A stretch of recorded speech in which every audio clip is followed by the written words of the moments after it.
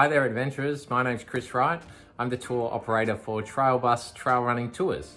We are a tour company based out of Melbourne, Victoria, Australia, and we take people out for small group guided tours all over Victoria. We do some day trips and we do some longer weekend and multi-day trips too, and we aim to give people an unforgettable trail experience in the safest way possible so everybody can get the most out of it.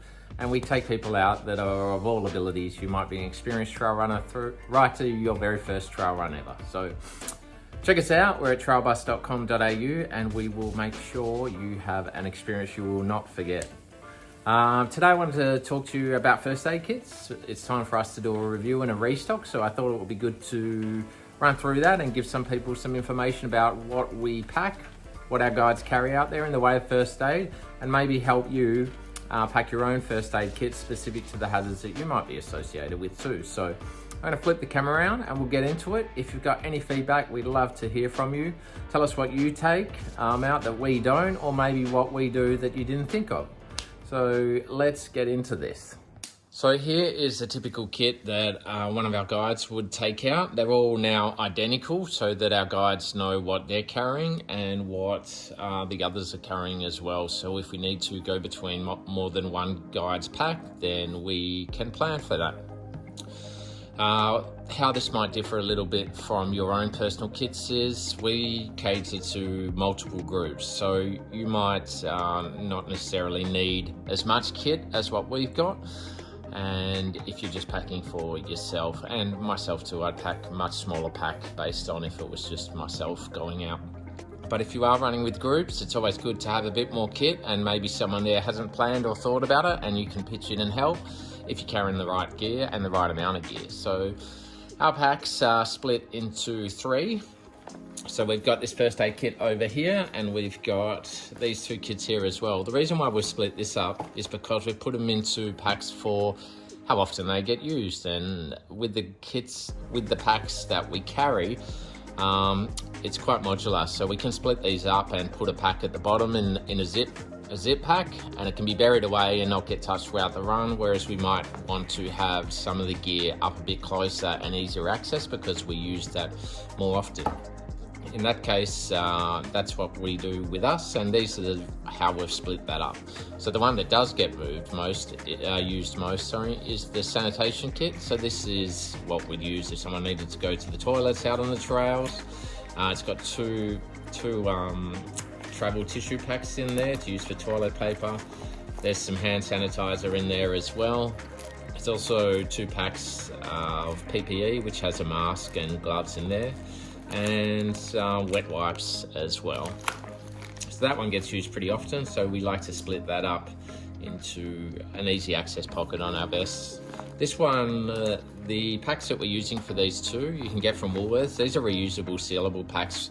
To waterproof stuff, we try to minimize as much using disposable sandwich bags and try and use something that we can keep using, which is a bit more environmentally friendly. And these packs from Woolies, these things are top notch. We're really enjoying those. They're transparent and really hardy, and you don't have to throw them away after each time. The other pack we've got here is some items which are less used. We put these ones in here so we could bury these away and not need them as often as we might need the other packs. What's in this one is we have some strapping tape. This is just thin. We use this to put over the top of self-adhesive bandages when they might not be adhesive or in a place that's moving. So for example, an elbow or a knee where it's not going to get a clean stick to, or if someone's got a lot of hair on them, or it's wet and a bit dirty as well, then this can make a bad stick band-aid a very good stick band-aid if you run that over the top of it. It's been quite handy. We've also got a Ventolin inhaler as well, and we've got this bandage too. This is a new addition that we've been using. It's a tube compression bandage. It's quite long, and you can just slip that over the limb you want to compress. You can also fold that up and over. So you might pull it up over your knee, for example, and then fold it back down and back up and have 3 layers of compression on that. Another reason why that's handy to do it like that is because it allows you with the fold to slip in something like this, and you might want to pop in the instant cold pack and keep it compressed against the injury site. by having that tucked away in a folded disc. It also means using this compression bandage is every time that we apply to, say, a sprained ankle, a sprain or soft tissue injury, we don't need to cut a 10-meter snake bandage up to suit and chuck it away after that. So it gives us a bit more lifespan out of this snake bandage. Like I said, 10 meters. The reason why we have 10 meters is so we can compress the entire limb, and also we carry poles. So if we want to compress the entire limb and then splint over the top to immobilize even further, then we can use that to go over the top. There's enough length there to use to attach the splint, a hiking pole, to the limb, say the leg as well, to get immobility. Oops, there goes the snake bandage. We've also got in here an EpiPen. Every guide carries one of these, so we've got multiple EpiPens. That's not a bad idea too, to have access to more than one in case you need to re-administer them, and have the instructions on the EpiPen as well. So that is that pack, so we've been through two.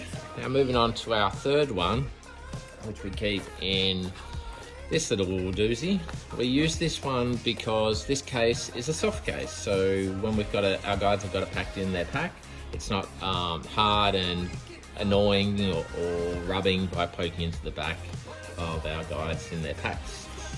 The downside to having this nice soft pack is that it's not entirely waterproof, so if you get a bit of sweat or rain, it could go through and damage the contents. So be mindful of that if you are going to use one of these, and either use waterproof the things that need to be waterproofed inside, or you can pop this into a dry bag or a waterproof bag itself.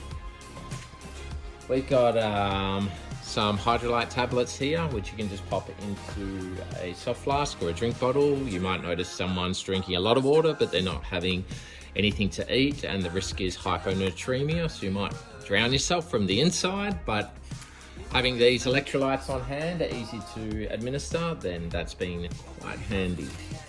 We've also got salt tabs too, so if people are cramping, they can have some salt tabs.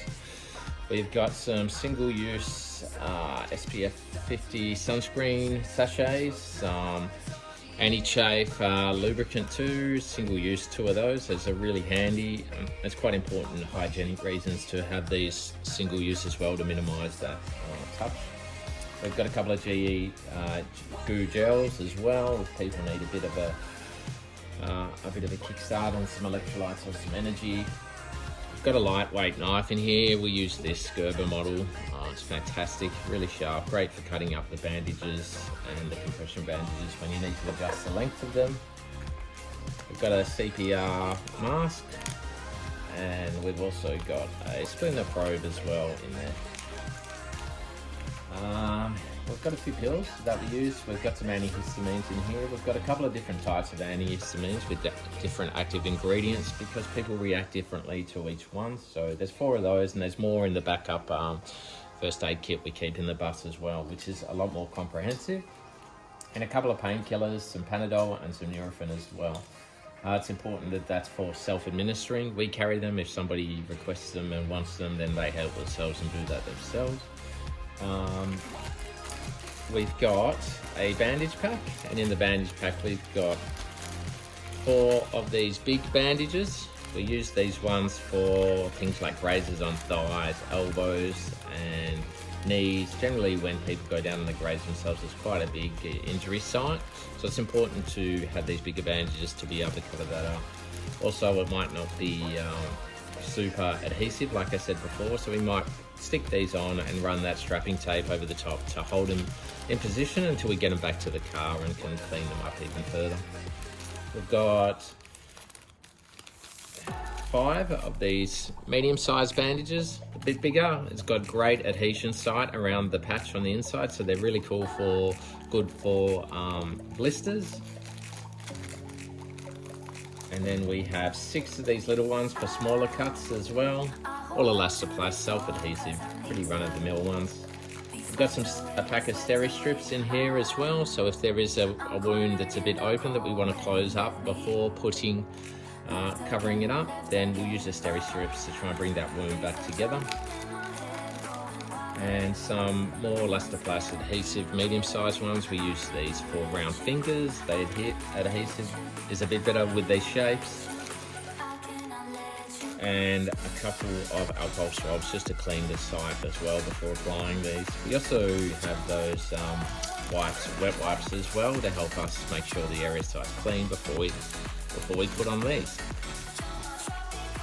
We have our triangular bandage, which can be used for a sling, or if you are killing Journée, you can just use your Salomon pack. You can also use that if there's a puncture wound too, so that can be rolled up and put around and fixed in place with the strapping to make sure that if there is a puncture, we can adequately protect that before getting to medical attention. We've got iPad used with a buff or used with that triangular bandage. We can also hold that in place in case someone gets something in their eye or we need to protect their eye. We have instructions for the first aid, always good to have a refresher.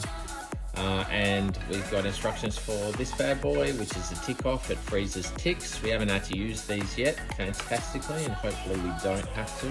Also, we've got this hand sanitizer in here, which is great for getting off leeches. So we've retired using salt for leeches, and now we use hand sanitizer.